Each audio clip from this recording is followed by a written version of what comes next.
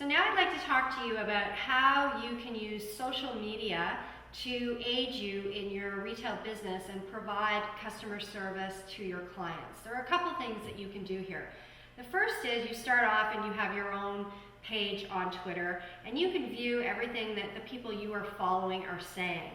In order to find out what people are saying when they mention your name, you would click on the @Parley Wireless in this instance. Then you get to see all the posts where people are mentioning you. You'll notice that some of these have yellow stars beside them and some of them don't have any stars.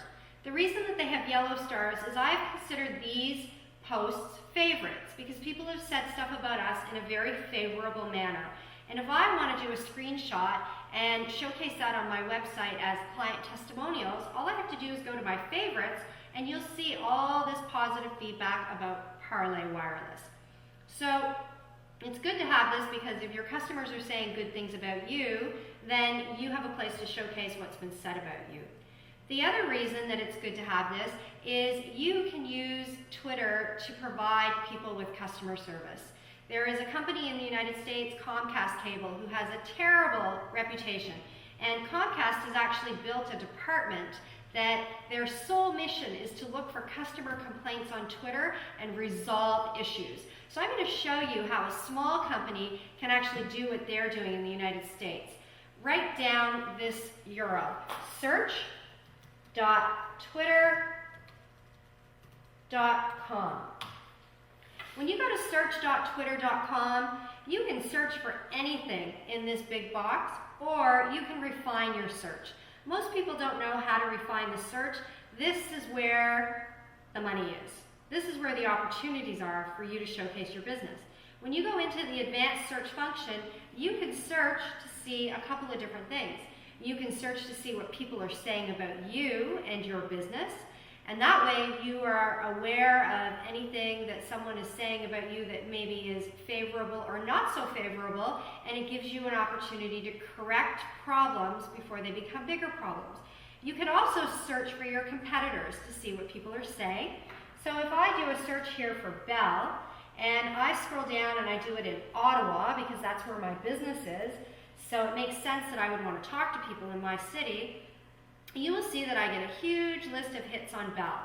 Now if I were to type in Bell Mobility as an example, I might not get as many hits. When I look here, I see this person has posted, "Tired of Bell, why do they always have to hide information?" This is an opportunity for me. I could reply to that individual and say, "What happened? Is there anything we can do to help you?" Or I could retweet what they said on my page so that someone else sees that people are complaining about Bell. The thing that you want to do when you're searching about your competition is you want to try to position yourself as an expert. You do not want to position yourself as creepy or spamming. So you're not going to spam somebody and say, "Tired of Bell? Switch to Parley Wireless," because then people are just going to block you and they're going to think that you're annoying and it's going to affect your reputation. What you can do is look for opportunities to offer advice, offer solutions, and be helpful. And when you're helpful by offering advice and solutions to people, when it comes time for them to buy, they have a greater likelihood of thinking of you because you've actually done something to help them. The other thing that you can do with respect to searching on Twitter is you can search for products that people may be interested in buying. The analogy that I use, though, is don't search from the perspective of what is important to you. Search from the perspective of what is important to your customer. A chiropractor once said to me, "I searched for chiropractor and there's nothing there." And I explained to her, "You're searching for the wrong thing. If you search for back pain, you're going to find all kinds of people that need a chiropractor." So think about who your end user is and what their problems are that you offer a solution to. Don't search for the solution, search for the problem. From a product perspective, there is a new BlackBerry launching in the next little while. And if you do a BlackBerry tour search, which is what it's called, you will find that there are a whole bunch of people that are interested in this product. We started searching for this months ago when it was codenamed BlackBerry Niagara. And we started communicating with people and telling them that yes, we would be carrying this phone and asking them if they would like to know when we had more information, getting their permission to communicate with them, and then eventually asking them, once we had a date for when the phone was going to be launched, if they would like to be on our wait list. We already have a wait list for this phone. How many retailers in a recession have a wait list for products that are about to be launched and know that when they spend the money on that inventory, that it's going to be turned and sold out of their location in a quick period of time? This is really important.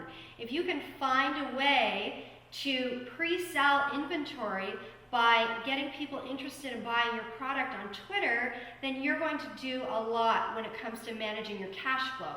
Because nobody wants to spend money on inventory that's going to sit on their shelf floor and hope and pray that somebody comes in to buy it. If you're building relationships with people on Twitter, you're offering solutions to problems, and you're offering VIP service such as, we'll order this product so you're the first to get it in Ottawa, then you're going to do a lot with respect to growing your business by using social media. So remember, find out what people are saying about you. Mark your favorites when they say something positive. Fix the problem when they say something negative. 2, find out what they're saying about your competitors. There may be an opportunity for you to be an expert and help solve their problems there too. 3, think about the products that they might be interested in buying. Think about the problem and the solution that you offer, and see if you can find a way to pre-sell your inventory to people by using social media. Don't be afraid of social media. It's easy. Just get in there, try it, you'll figure it out. You won't make mistakes, trust me.